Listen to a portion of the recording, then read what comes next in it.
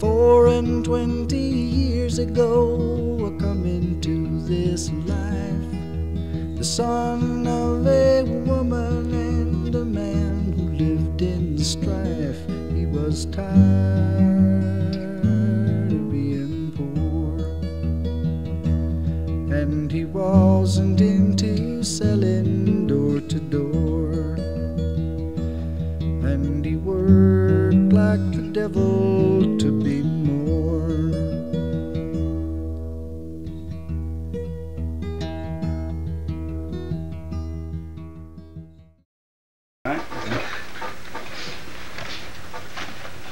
First lesson in cleanups is to acquaint yourself with a scene that has already been animated, that you should have seen on the screen to be able to tell what the action is, the timing of the action, and so forth. When you get the scene, you pick up the scene from the animator to be cleaned up.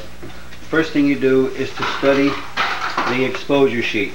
The exposure sheet breaks itself down to, as we all know, 16 frames per foot, 24 frames a second, 90 feet a minute.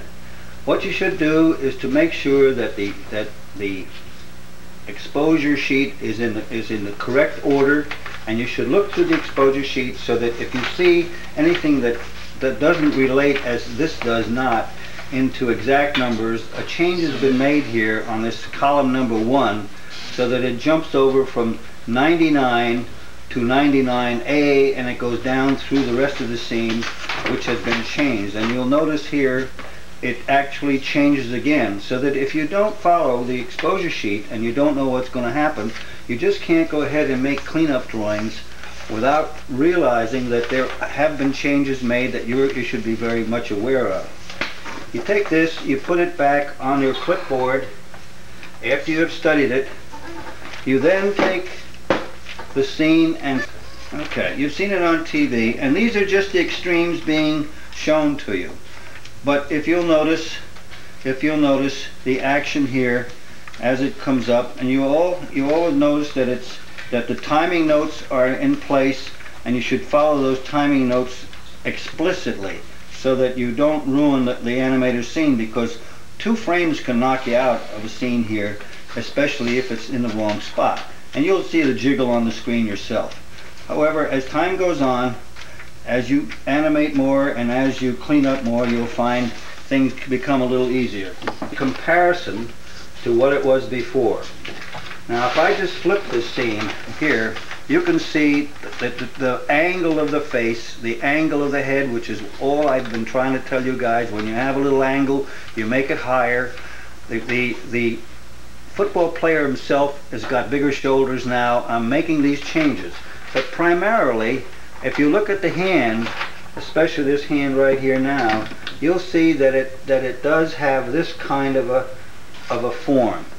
We now take that, and I still have that form, except that I've made the thumb, which is hardly discernible here.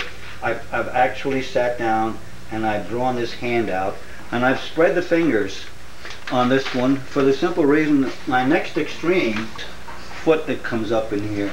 Now I want to show you 23 here as it was made in a rough, and I also want to show it to you as it's made in a cleanup drawing.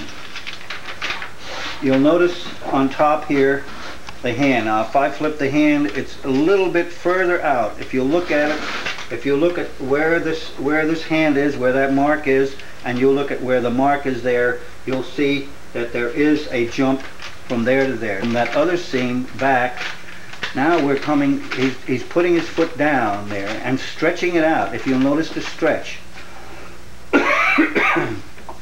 And his arms are straightening out, and the tunic or his waist is still coming down, but it's coming forward.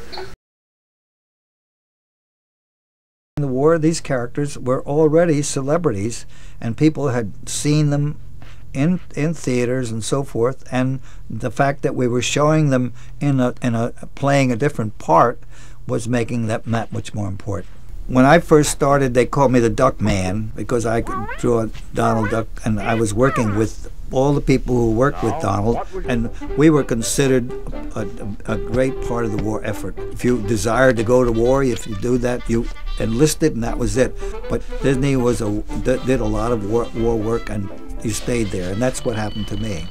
Well, I worked on The Duck Goes to War, and the part I did was the part that he was taking out a ersatz bean from a safe that had Hitler's face on it, and he got up in the morning and he came over there and he took out the thing, and he because a coffee was at its premium in Germany, as we all knew during the war, that a bean was treasure.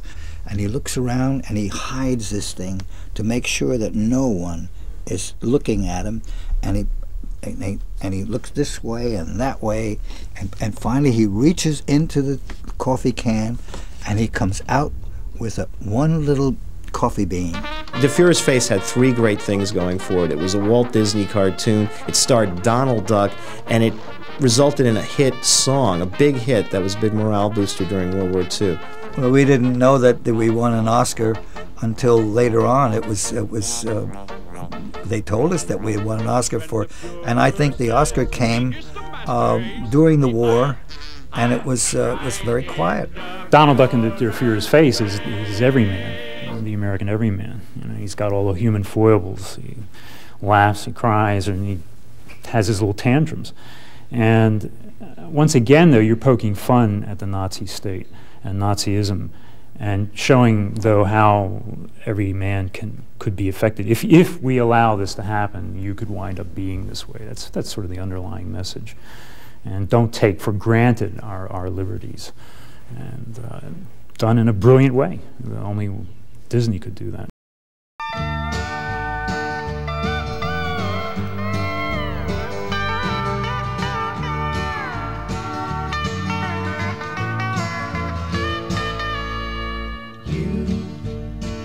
Who are on the road must have a code that you can live by, and so become yourself, because the past is just a goodbye.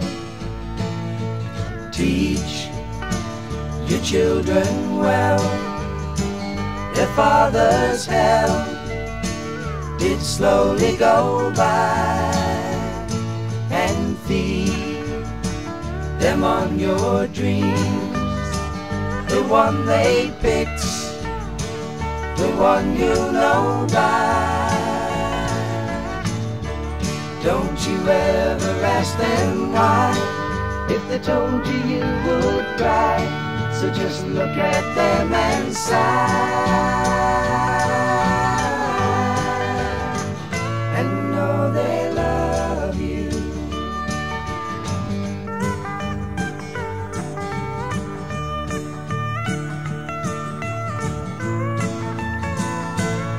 And you of tender years can't know the fears that your elders grew by, and so please help them with your youth. They see the truth before they can die. Teach your parents well, their children's hell will slowly go by, and feed them on your dreams, the one they picked, the one you know by. Don't you ever ask them why, if they told you you would cry, so just look at them and sigh.